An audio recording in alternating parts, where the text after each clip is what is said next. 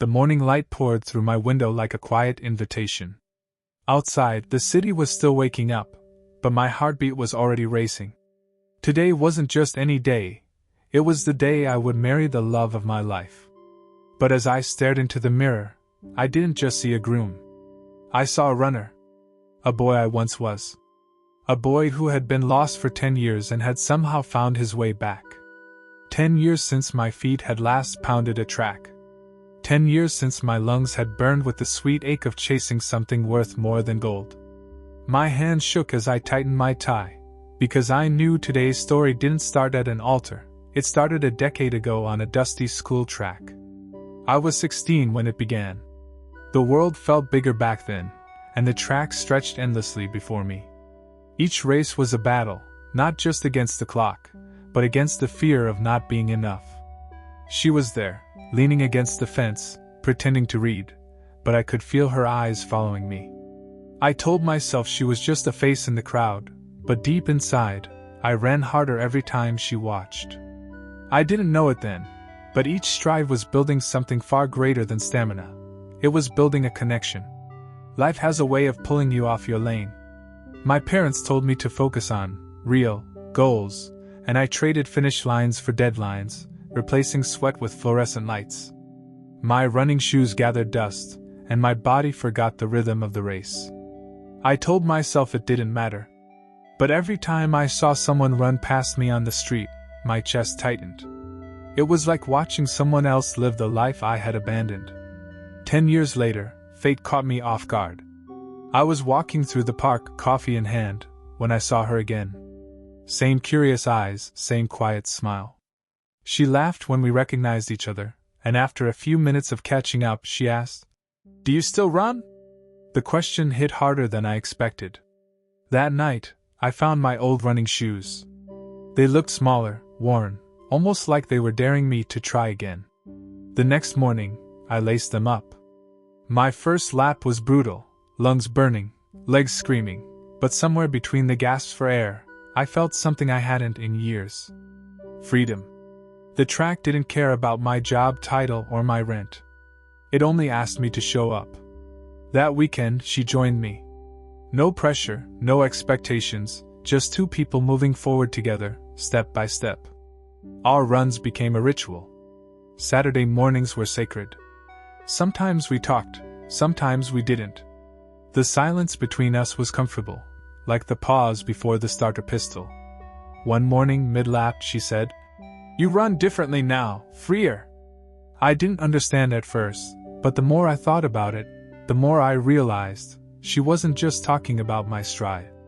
She was talking about me. My body wasn't the same as it had been at 16. Old injuries whispered threats, and there were mornings when every joint ached. But she had a way of making the impossible seem doable. "Just until the next tree," she'd say. Or, "One more lap." And somehow, I'd find the strength. Somewhere between the sweat and the smiles, I realized I wasn't just running for myself anymore. The turning point came on a rainy Saturday. I almost canceled, but when I arrived, she was already there, drenched but grinning. "Rain makes it harder," she teased, "and harder makes us better." That run was cold, wet, and miserable, but also perfect.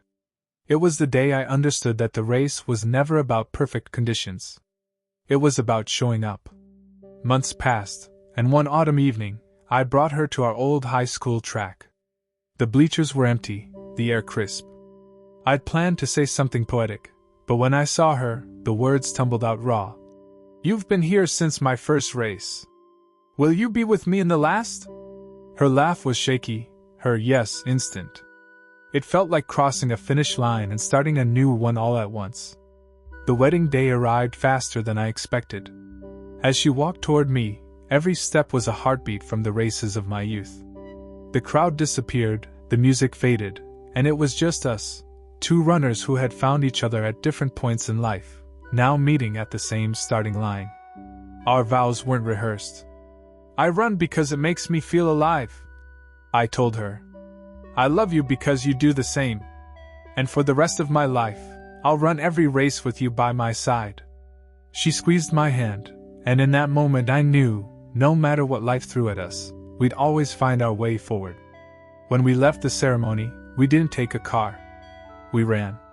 Guests laughed as we jogged down the street, her dress gathered in her hands, my tie bouncing against my chest. It wasn't planned, it was instinct. Because running had brought us together once, and it would keep us together forever. We ended up miles away, on an empty track glowing under the setting sun. "One more lap?" she asked. I smiled, grabbed her hand, and together we ran, not chasing a medal, but a life. Our shadows stretched behind us, but the road ahead felt endless. I used to think the greatest victories were marked by applause and medals. Now I know they're marked by love, by shared struggles, by finishing together. And as long as we keep running side by side, we'll always be winning. That night, lying in bed, I realized something. I hadn't just returned to running. I had returned to myself. She had been the bridge between who I was and who I wanted to be. And tomorrow, like every tomorrow after, we would lace up and run again. Because this isn't the end of the story.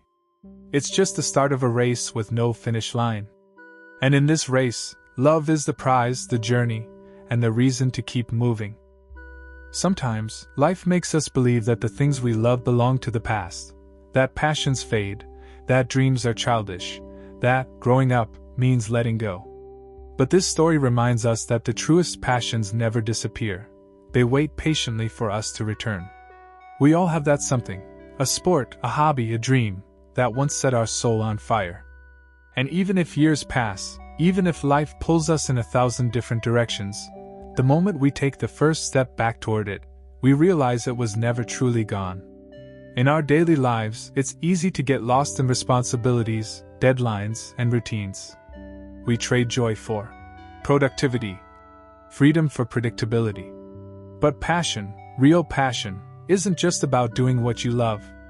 It's about finding the version of yourself that feels most alive. It's about the people who see that spark in you and refuse to let it go out.